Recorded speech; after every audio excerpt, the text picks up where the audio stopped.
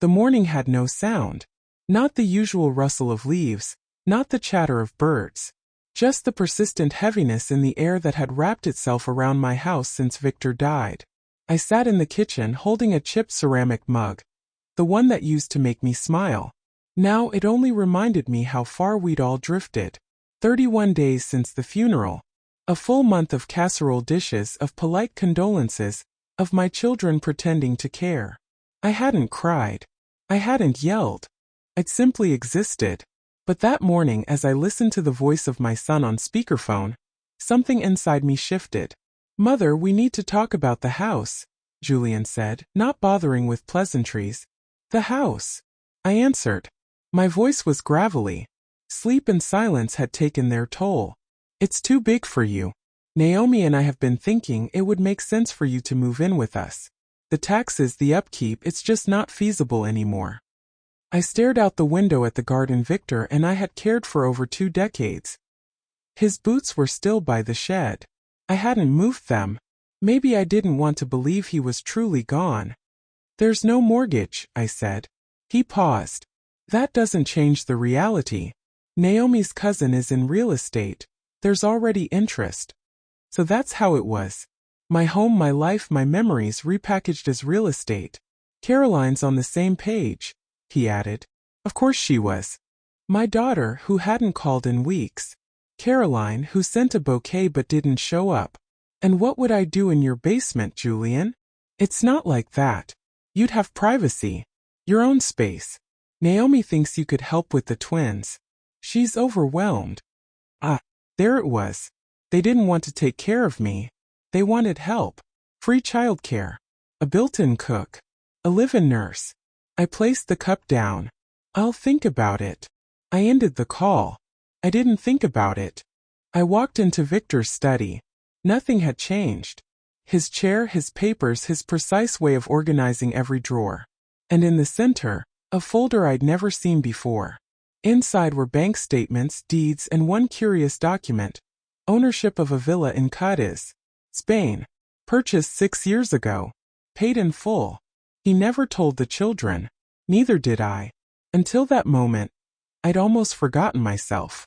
Tucked beneath the papers was a sealed envelope. Addressed to me. His handwriting. I opened it slowly. "My dearest Ellie, if you're reading this, then I've left you in a world I can no longer walk beside you in.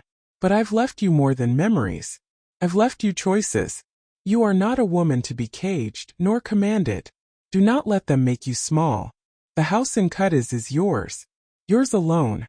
I never told them because I saw what they were becoming. You'll know when to use it. Forgive them if you can. But don't forget who you are." I folded the letter, breathing deeply. The door opened downstairs. "Mother." Caroline's voice. Sharp, impatient. "Julian said you were being difficult. We should talk." I placed the letter back in the folder. Walked downstairs. "No," I said. She blinked. "What?" I said no. "I'm not moving. I'm not selling." She scoffed. "You're being ridiculous. You don't even know what you're saying." I met her eyes. "You've mistaken my silence for weakness. That was your first mistake." She had nothing to say. I didn't need thunder to mark the change. I had already made my decision. I sat down at Victor's desk and looked over the documents again, reading every line slowly, carefully. I saw the full picture. Savings, investments, and the villa in Cádiz. And it was all in my name. Quietly, without fuss, Victor had made sure I would be safe, that I would not be dependent on the goodwill of children who saw me as an inconvenience. Later that evening, I pulled out a box of photographs. Victor in his workshop. Caroline and Julian as toddlers. My hands ran over each one, not just remembering but evaluating, wondering when exactly I'd stopped being their mother and started being their burden. When the phone rang again, I didn't answer. I watched it buzz and vibrate across the countertop. Julian again. Then Caroline. I sat through it all. I made a cup of tea and opened my notebook. I wrote a list. One column, what they think I have. The other, what I truly have. The second column ran much longer. The next morning I called a solicitor. I made an appointment. I opened a new bank account. I packed 2 suitcases, not to move in with Julian, but because I had a flight to book. To Spain. Before I left the study, I reached for Victor's old brass keychain. The one that held the keys to the villa. This wasn't just about leaving. It was about reclaiming. Reclaiming my name, my life, my future. And it was only the beginning. The flight to Spain was quiet. Too quiet for a woman who had just appended everything. I didn't tell Caroline or Julian where I was going. I left them with silence and their assumptions, two things they had long mistaken for compliance. Landing in Cadiz felt like stepping into a life I had forgotten to live. The air smelled of seawater and jasmine. The streets were warm, sunlit, and so indifferent to who I had been back home that I felt immediately invisible. But for once, in a good way. The villa was just as Victor had described it in his letter. White stone, old shutters, vines spilling over the walls like someone had painted time with a gentle brush. The key fit smoothly. And when the door opened, it felt as though I'd walked into a version of myself I hadn't met yet. The first week I cried. Not because I regretted anything, but because I hadn't realized how long I had been holding it in. Grief, betrayal, exhaustion. Every corner of that house caught some piece of my sorrow and held it without judgment. I found Victor's notebooks in the second-floor bedroom. Notes about renovations, contact numbers for a local caretaker, even receipts for lemon trees he wanted to plant along the patio. He had planned a life here for us. A life my children knew nothing about because they hadn't asked. It wasn't long before the calls started. Julian first. "Mother, where are you?" His voice was sharp, demanding. Not concerned, cornered. "I'm safe. Are you in some kind of trouble?" "No. But you might be." He paused. "What does that mean?" "It means I know what you were planning. The real estate agent. The quick sale. The basement." "You're being dramatic." "No, Julian. I'm finally being honest." Click. Caroline tried a softer angle the next day. "Mom, I know we've been distant. But this isn't like you. Just disappearing like that." "You disappeared first, Caroline. The day I buried your father. You left a wreath and vanished." She didn't deny it. Just sighed. "I was grieving. So was I. Alone." That silence between us said more than any apology could. When she spoke again, her tone had shifted. "Julian's upset. He thinks you're cutting us off." I didn't respond, because I already had. Back in Spain I began to rebuild. Not from nothing, but from something long buried, independence. I met Lucia, the caretaker's daughter. She was 40, headstrong and honest. We shared coffee in the garden. She helped me find a notary. She told me truths I hadn't heard in years. "They don't care about you," she said simply. "They care about what you can give them." "I raised them." Lucia shrugged. "And they unraised you." That night I couldn't sleep. I opened my laptop. I typed a message to a lawyer back home. I asked her to initiate the transfer of all my affairs. The will, the trust, the house. I asked that the children be removed from anything that wasn't legal obligation. They would get nothing by default. Only what I chose. Only if they earned it. I made the decision quietly, but it echoed loudly inside me. Then came the letter. A real one. No return address. Just a printed name, Naomi. Julian's wife. "Dear Eleanor, I know we don't speak much, but I felt you should know, Julian is planning to have you declared incompetent. He's already spoken to a lawyer. He thinks you've had some kind of breakdown. I didn't agree, so he's not telling me everything anymore. I just thought you should know." I stared at the letter. Not shocked, disappointed. Julian didn't want a conversation. He wanted control. The next morning I met with the notary. We drafted the necessary documents. Everything I owned was now shielded behind legal walls. The villa, the accounts, even the house back home. It would go to a foundation if I died unexpectedly, not to them. Then I sent 2 envelopes. One to Julian. One to Caroline. No letters. Just copies of the legal notices. The next call came with fury. "You've lost your mind," Julian shouted. "Do you understand what you're doing?" "Yes. For the first time in years." "You're punishing us." "No. I'm protecting myself." Lucia became more than just a neighbor. She was the first person in years who didn't treat me like a fragile relic or a financial opportunity. In the quiet warmth of the Cadiz afternoons, between cups of dark coffee and the scent of lemon trees. She listened without interrupting and spoke without sugarcoating. You know, she said one morning, slicing peaches in my kitchen, most people your age don't start over. They survive. But you're rebuilding. I didn't answer. I wasn't sure if I agreed. But her words followed me through the day. That afternoon, I returned to the notary's office to sign a few more papers. A woman in the waiting room struck up a conversation. Her name was Ana Dominguez, a retired investigative journalist now volunteering with the Women's Rights Foundation. She had soft eyes and a voice like it had seen too much, and she didn't ask for anything, only offered a listening ear. Over the following days, Ana and I shared long walks and longer talks. She told me about the women she'd helped. Elderly women coerced out of their homes, widows whose families turned their love into leverage. She called it quiet theft. Not with weapons but with guilt. They don't take your money, she said. They take your sense of worth. I told her everything. From the funeral to the phone calls. From Julian's schemes to Naomi's warning. Anna's face never changed. Only her eyes tightened with each detail. You're not alone, she said. But most women don't have the resources you do. They can't leave. You did. She invited me to speak at the foundation. Not to give a speech, just to sit in on a group conversation. I did. That evening changed me. There were 8 of us. Women from different places. All with the same story in different accents. Each had been minimized, manipulated, made to feel like they were lucky just to be tolerated by their families. One woman, Teresa, said, "My son calls every time his rent's due, but when I broke my wrist he didn't show up." Another, Lucia's aunt, whispered, "They think because I don't speak English well I must be stupid. I paid for my granddaughter's school. I never asked for anything." I saw myself in every one of them. Their pain mirrored mine. Their silence my own. After that night I returned home different. Not harder. Clearer. Lucia noticed. "You walked like a woman who finally sees the cliff behind her." I asked Ana for help drafting one more document. A declaration, not legal but personal. A letter addressed to my children, to be delivered only if I passed away. It contained the entire truth. About their father. About what he'd planned for me. About the house in Spain. About the choices they made and the ones I made in response. But it also offers something else.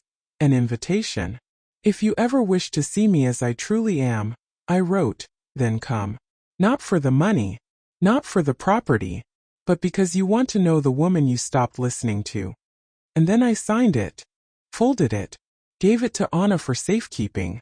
That evening, as the sky burned orange and gold over the water, I sat alone on the patio. I didn't feel lonely. I felt anchored. Victor's notebooks were still on the table. I flipped to the back to a page I hadn't noticed before. Written in his hand, "If they forget your value, remind them not with anger, but with distance." And if they still don't see, it was never blindness. It was choice. The next morning Ana handed me a list. Names, numbers, addresses, women in similar situations, eager to connect, to support each other. "You can build something here," she said. "Something lasting." For the first time in a long time I said yes without hesitation. The foundation's modest office in Cadiz became my new rhythm. I helped where I could, listened often, spoke occasionally. I wasn't leading anything. I was simply present, and that was enough. Until the email arrived. It was from Julian. The subject line, "Important update, urgent." I hesitated before opening it. Part of me didn't want to hear his voice, even written. But I did. "Mother, you've made your point. But now you're putting everything at risk. Caroline is in tears. Naomi's furious. The family is unraveling. Is that what you want?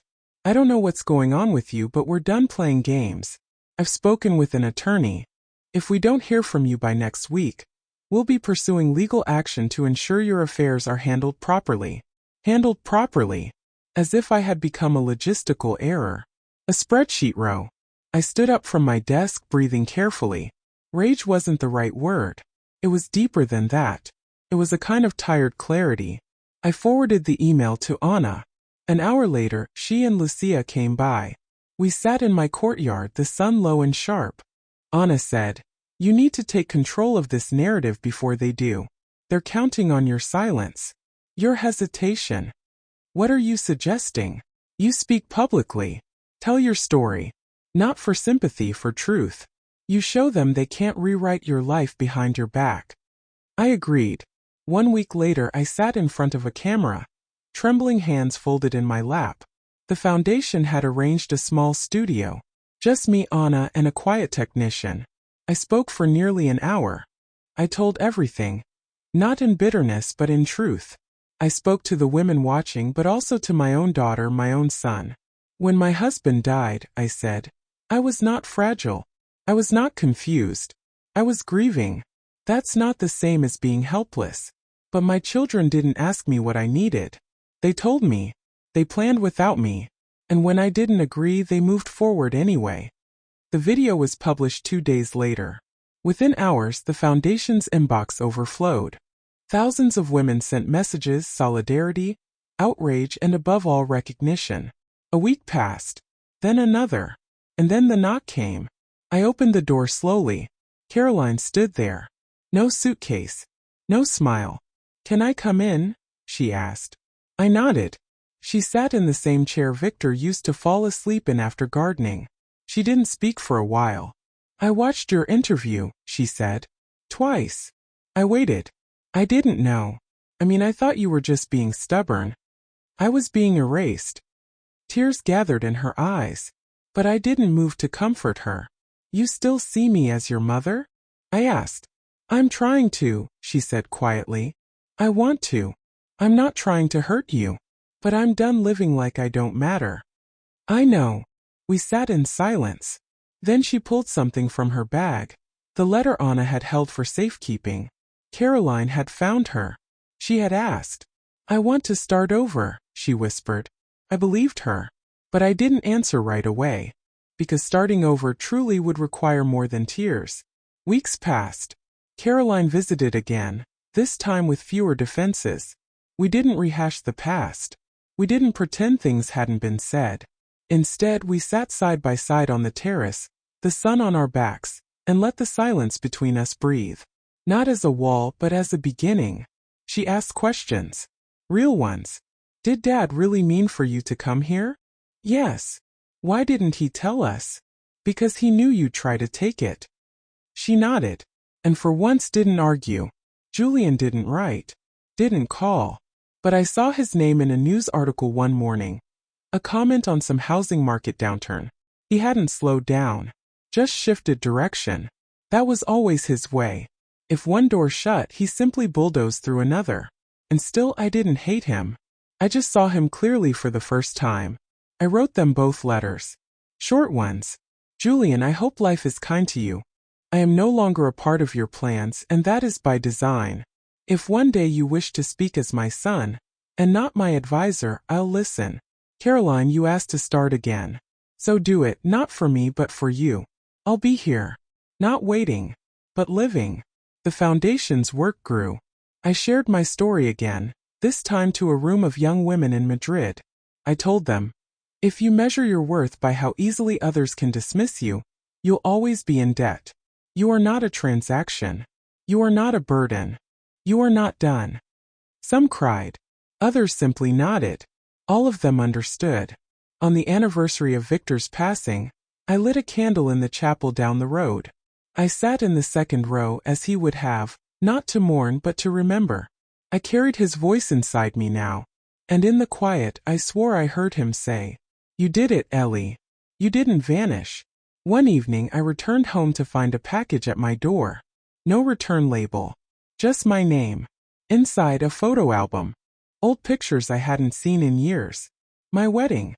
Julian's 3rd birthday. Caroline learning to ride a bike. And at the very end, a letter. Mother, I don't know if I deserve forgiveness. But I do know I never saw you. Not really. You gave us everything. We only ever noticed the parts we could use. I hope one day you'll call. Not to fix anything. Just to talk.